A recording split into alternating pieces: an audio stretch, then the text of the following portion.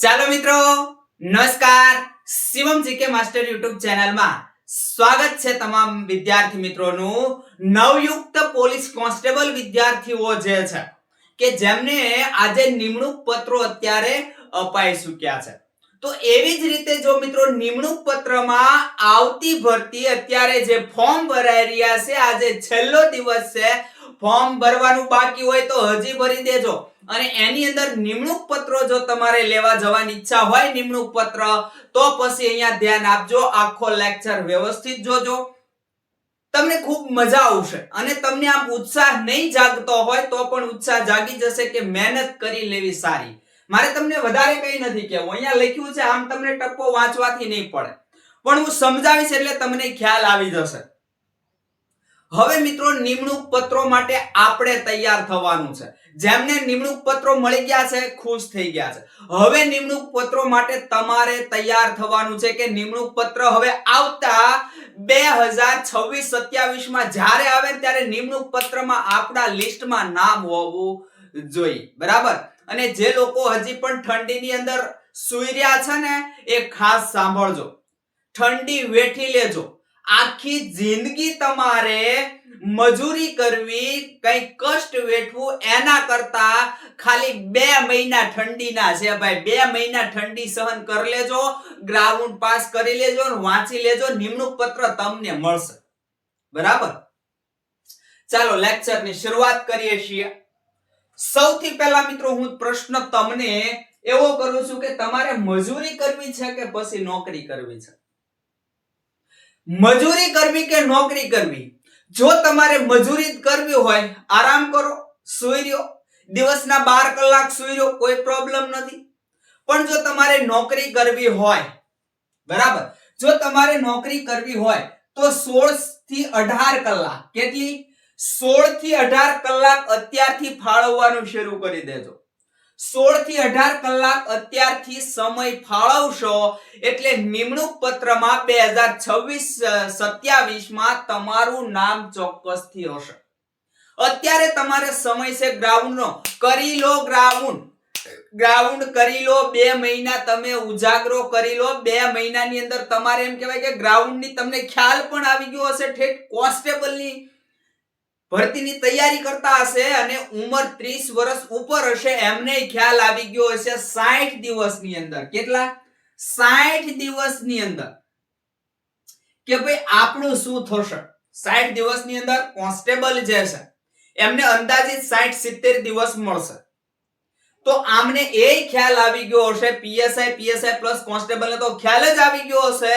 અને તમારી જે તારીખ છે એ 15 જાન્યુઆરી અથવા તો 18 જાન્યુઆરી ગ્રાઉન્ડ શરૂ થવાની છે. તો માત્ર ને માત્ર પીએસઆઈ ની અંદર ફોર્મ ભર્યું હશે, માત્ર ને માત્ર પીએસઆઈ ની અંદર. એમના માટે તમે જુઓ આજે 23 તારીખ થઈ ચૂકી છે, બરાબર. માત્ર ને માત્ર એની આગળ હવે 27-28 દિવસ તો બહુ થઈ ગયા. એનું ગ્રાઉન્ડ શરૂ થવાનો આટલો સમય છે. તો હવે તમે તો સાહેબ બનવા માંગતા હોય ને તો સુતા જ નહીં, તમને ઊંઘ જ ન આવવી જોઈએ.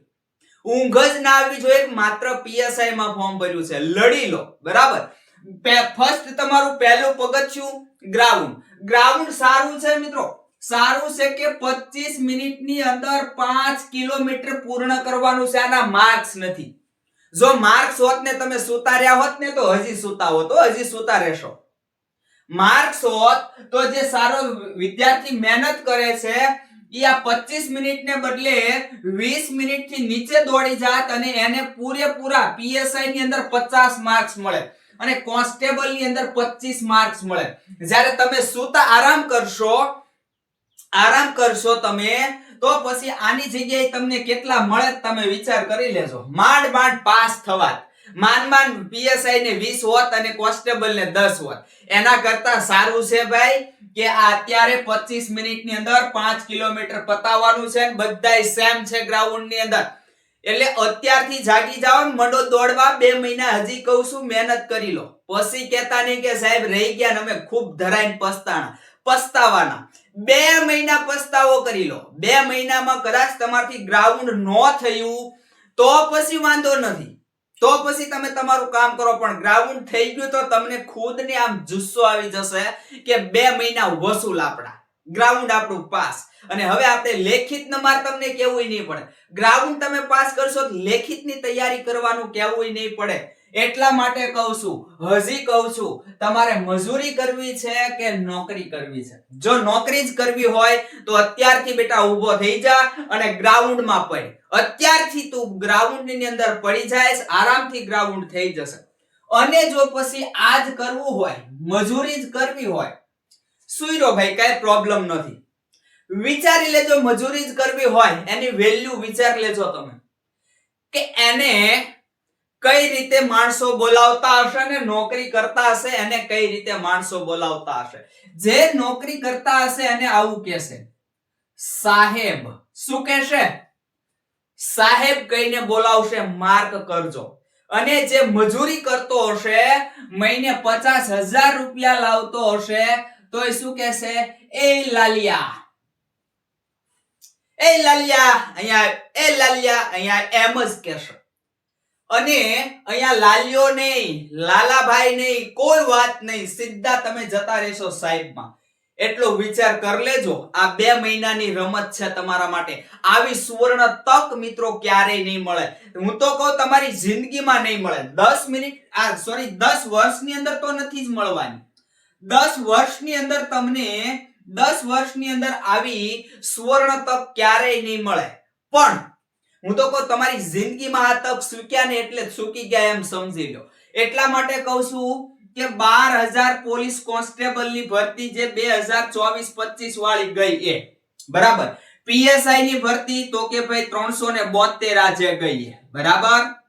અત્યારે તો 13,591 બરાબર. એમાંથી 12,000 પ્લસ કોન્સ્ટેબલ છે અને 858 પીએસઆઈ સાહેબ લોકો. અહીંયા સાહેબ લોકો બરાબર. આવી સુવર્ણ તક સાહેબ લોકો ક્યારેય ન મળે, ક્યારેય ન મળે. આ ભરતી તમારે 1300 ની ગણવાની. કારણ કે જે અત્યારે અહીંયા સાહેબ બની જશે, જે 372 ની અંદર જે સાહેબનું નામ આવી ગયું એ અહીંયા તમને નડવા આવશે. તો નવનિયુક્ત જે ડબલ સ્ટાર લેવા માંગે છે, જે પીએસઆઈ બનવા માંગે છે, પોલીસ સબ ઇન્સ્પેક્ટર બનવા માંગે છે, જેને શું કહેવાય? ફોજદાર કહેવાય. ફોજદાર બનવા માંગે છે, થાણા અધિકારી બનવા માંગે છે, એને અત્યારથી એટલો સમય આરામથી દેતા શીખી જાઓ.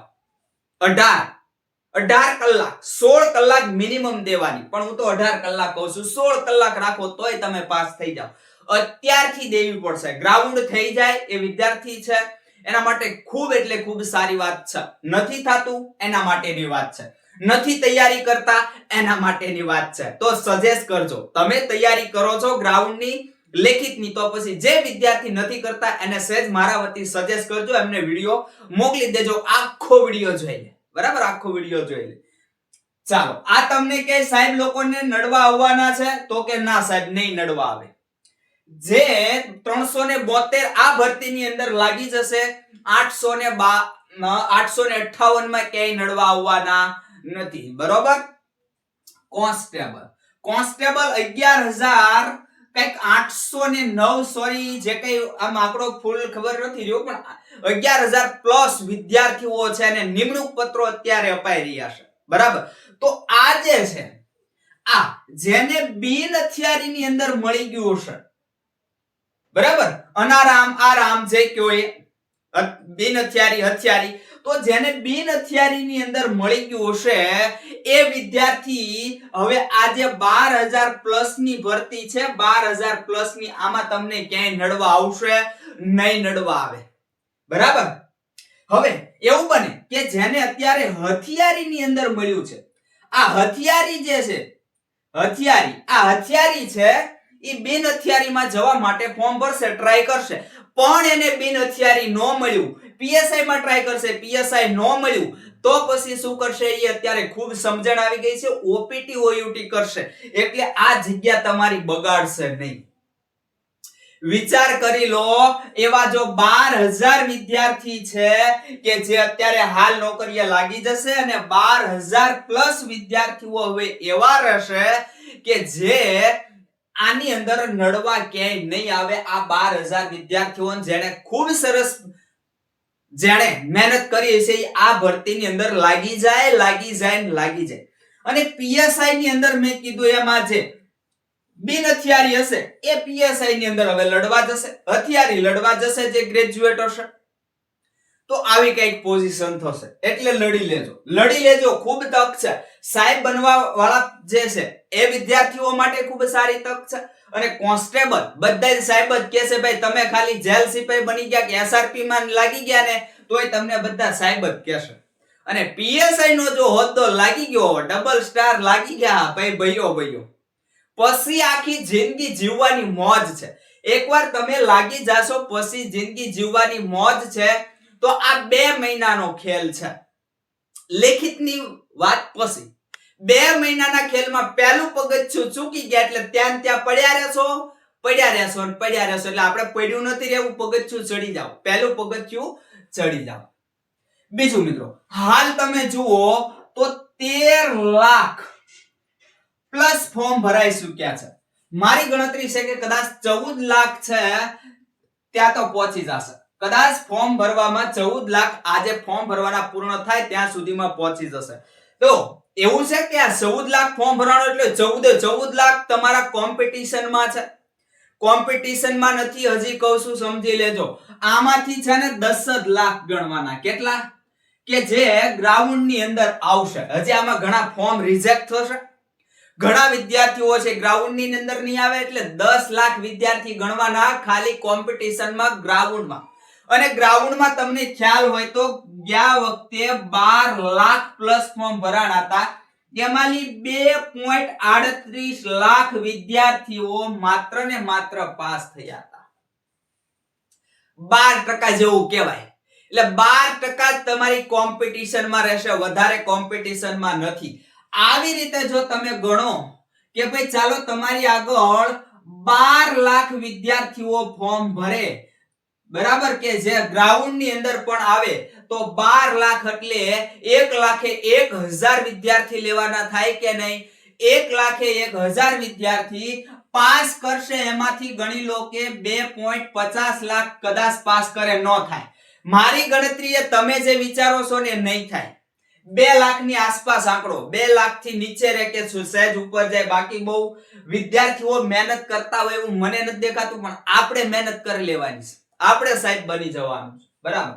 તો આની અંદર હવે કોમ્પિટિશન મન કયો કેટલી થઈ ગઈ ભાઈ? ઘટી ગઈ કોમ્પિટિશન એકદમ. તો આવી રીતે વિચારવાનું છે કે એમાં તો આખું ગુજરાત ફોર્મ ભરે અને 14 લાખ ફોર્મ ભરાણા. ભાઈ તારે એક જ સીટ જોવે છે, ગમે એટલા ફોર્મ ભરાણા. કદાચ ભલે ને ભાઈ કરોડ ફોર્મ ભરાણા, તારે એક જ સીટ જોવે છે. એના માટે જો એક સીટ આપણી પાકી, વાત થાય પૂરી, બરાબર, બીજું કઈ નહીં.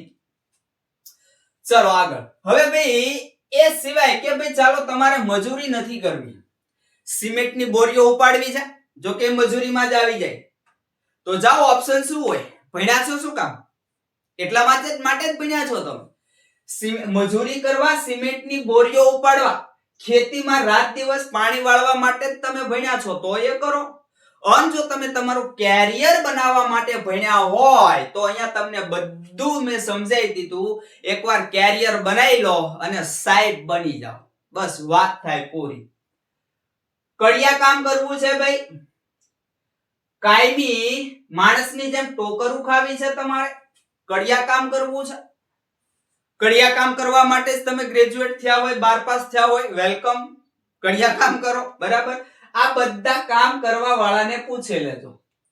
પરસેવાનો રેલો અહીંથી ટાલકામાંથી નીકળશે ભાઈ, માથાના ટાલકામાંથી, અને સીધો ઉપર હાલતો હાલતો ઠેઠ જમીન સુધી પહોંચશે. ત્યારે આ થશે. જ્યારે અહીંયા તમારે કશુંય નથી કરવાનું, નથી પરસેવો વાળવાનો, માત્ર ને માત્ર મગજથી કામ લેવાનું છે, માત્ર ને માત્ર મગજ વાપરવાનું છે અને લાગી જવાનું છે. એટલે સીધી અહીંયા ગણતરી. અને વેલ્યુ તો જુઓ તમે, વૃદ્ધ માણસ હશે, તમારી માત્ર ને માત્ર 20 વર્ષની ઉંમર હશે, અને વૃદ્ધ માણસ જે હશે 80 વર્ષના દાદા, એ સાહેબ કઈને બોલાવશે. અને અહીંયા કોણ સાહેબ કહેશે? આવી હાલત છે ભાઈ, બરોબર. એટલે એના માટે કહું છું કે 2 મહિના કેટલા? 2 મહિનાનો ખેલ છે. 2 મહિના ખેલ રમી લો અને જીતી જાઓ. કોઈ વસ્તુ શક્ય નથી એવું નથી, બધી જ વસ્તુ શક્ય છે. આપણે ઊભા જ નથી થવું તો ન થાય, પથારીમાંથી ઊભા જ નથી થવું. આમ એમ કહેવાય કે ટાઈમિંગ નક્કી કરો. 4 વાગે દોડવાનું, 5 વાગે દોડવાનું. ગોદડા છે એનો ઘા થઈ જવો જોઈએ, બ્લેન્કેટ ધાબળાનો ઘા થઈ જવો જોઈએ કે મારે ગ્રાઉન્ડમાં જવાનું છે અને મારે પાસ થવાનું છે. ઊંઘે ન આવે ને ત્યારે થાય અને પછી કાયમ સૂવાનું છે, પછી કાયમ ઊંઘવાનું છે. 2 મહિના તમને ઊંઘ ના આવી, ગ્રાઉન્ડ પાસ કરી દીધું, પછી તમારે કાયમ ઊંઘવાનું છે. અને 2 મહિના પછી કદાચ વધીને 1 વર્ષ ગણો, 1 વર્ષ, ત્યાં સુધીમાં તમે આ સાહેબ બની ગયા હશો. તો બોલો નિરાતી ઊંઘ આવે કે ન આવે? અને એમાંય પીએસઆઈ બની ગયા તો વાત પૂરી. બરાબર? એટલે આ બધું જે છે એ કામ કરવા વાળાને સહેજ પૂછજો અને એક આ વસ્તુ કરવા વાળાને જિંદગીની એની પણ જોજો, બંનેની કમ્પેર કરજો. જે મજૂરી કામ કરે છે, સિમેન્ટની બોરીઓ ઉપાડે છે, ખેતી કામ કરે છે, જે કઈ કામ કરતા હોય, પ્લમ્બરનું કામ કરતા હોય એને પૂછજો અને એક આ નોકરી કરતા હોય એની બધી રીતે એની જિંદગી આખી જોજો, આખી જિંદગી બદલાઈ જશે. તો આ જિંદગી એમનામ નો બદલે ભાઈ, એમનામ નો બદલે. તમારે 1 વર્ષ તો ભોગ દેવો પડશે. અહીંયા તમારે આખી જિંદગી જે છે, આખી જિંદગી ભોગ દેવાનો છે. અહીંયા તમારે આખી જિંદગી ભોગ દેવાનો છે અને અહીંયા તમારે માત્ર 1 કે 1.5 વર્ષ ભોગ દેવાનો છે. અને એ આપણે નથી દઈ શકતા, એ આપણે નથી દેતા. આપણને શું લાગે છે ભાઈ? તો કે આપણને આવડી આ લાગે છે. શું ભાઈ? ઠંડી લાગે છે. આ 2 મહિના દોડવાનું છે ને તો ઠંડી લાગે છે ગ્રાઉન્ડ કરવામાં. કાયમ ઠંડી લાગતી રહી જશે, કાયમ ઠંડી લાગતી રહી જશે. બરાબર? એટલે મેં કીધું આની બેની કમ્પેર કરજો. નોકરિયાતનું જીવન જોજો અને એક મજૂરી જે કઈ વર્ગ કરતા હોય એમનું જોજો. જો તમારું જીવન સારું જીવવું હોય, બરાબર, અથવા તો તમારે કાયમ માણસની ટોકરું જ ખાવી હોય તો પછી તમારે શું કરવાનું? મજૂરી કરવાની. જિંદગી તમારે સારી જીવવી હોય તો પછી નોકરીના પંથે પડવું પડશે. તો એના માટે મહેનત જોઈશે. મિનિમમ તમારે 1.5 વર્ષની, આજથી અત્યારથી ગણી લો, 1.5 વર્ષ થવાના નથી, માત્ર 7-8 મહિના થવાના છે કે જ્યાં સુધી તમારું બધું પતી ગયું છે, લેખિત બેખિત બધું. એટલે 7-8 મહિના છે લડી લેવું. જેમને આ સારું જીવન જીવવાની ઈચ્છા હોય, બરાબર, જેને જીવન સુખી બનાવવાની ઈચ્છા હોય એમના માટે છે કે એમને લડી લેવું અત્યારથી. અને જેને કાયમ દરરોજે દરરોજ લડવું જ છે એને તો પછી ક્યાં સવાલ જ છે, સુતાર્યો. પણ નથી એવું કરવું અને જિંદગી છે એ તમારે કઈક લાઈફ વ્યવસ્થિત બનાવવી છે તો પછી 6-7 મહિના મહેનત કરી લો, 8 મહિના મહેનત કરી લો. અત્યાર તક છે, પછી આવી સુવર્ણ તક તમને ક્યારેય મળવાની નથી. જો આને બધાય શું કહેશે તમને ખબર છે?